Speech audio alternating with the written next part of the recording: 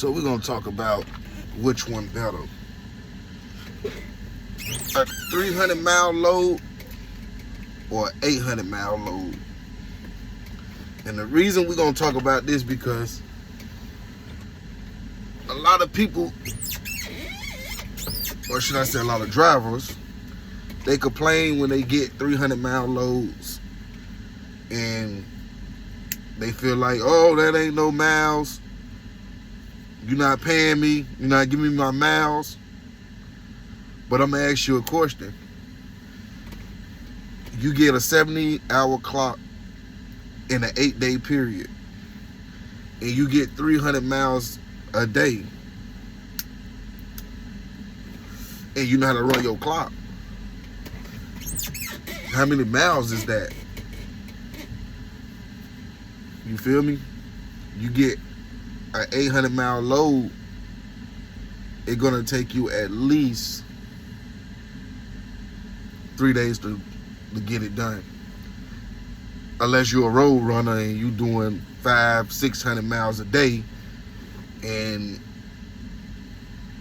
that's another story for another time because most trucks are governed. So unless you run an outlaw or borderline outlaw, you're not doing 600 miles a day. You get what I'm saying? Unless you got a truck that does 75 or 80 miles per hour and you just down the road. But I'm talking to the drivers that have a governed truck, 65 miles per hour, 68 on cruise. So I'd rather me personally take that 300 miles a day over an 8-day period than the 800 miles every 3 days. Because if you give me two 800-mile loads and it takes me 6 days to get that done, that's only 1,600 miles. 1,600 miles, like, you get what I'm saying? And if that load not dropped off before that 11 o'clock Saturday PM deadline, you're not getting them miles that week. Next week you'll get it. So you're looking at about maybe at most 2,000 miles a week. So Veriha gives me loads where I'm running 300 miles a day most of the time, unless I get one of these PA loads like I'm on right now, which is 800 and something miles. But I already got about 1,000 miles already in since I came off of my reset. So I get this done before Friday. That's 1,800 miles. Grab another load coming back for about 600 miles. I end the week with about 2,500, maybe 3,000 miles. But like I said, I'd rather get the 300 miles a day because I'm going to run at least 4 something a day. I'm not trying to run 500. I'm not trying to run 600 miles a day. You know, my truck government is at 65, and I'm cool with that.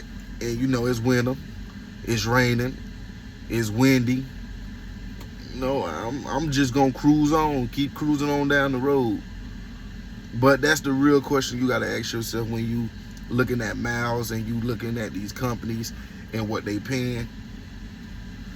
And understand that more miles per load is not always the best.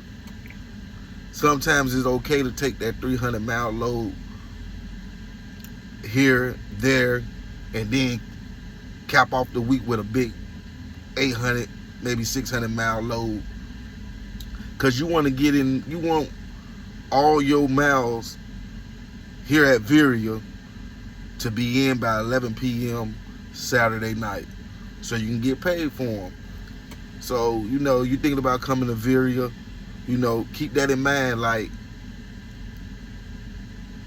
they'll give you the miles, but at the end of the week, is them miles gonna really equal up to your money? because you got to factor in weather, you got to factor in your DOT clock, you got to factor in, do you need to stop to eat, shower. You know, I got everything I need in my truck, so I don't need to stop every so many miles, and I don't get bored like that, you know. So I don't mind sitting in this seat all day for the next 8, maybe 9.5 hours, because I done turned my driving into a 9 to 5 for real. But you know, that's just food for thought, man. Hit the comments, hit the like and the subscribe button. Tell me what y'all think. How many miles you would like to run a day? What you think would be the best for the end goal? Hit that like and subscribe button, man. Your boy, the Mad King.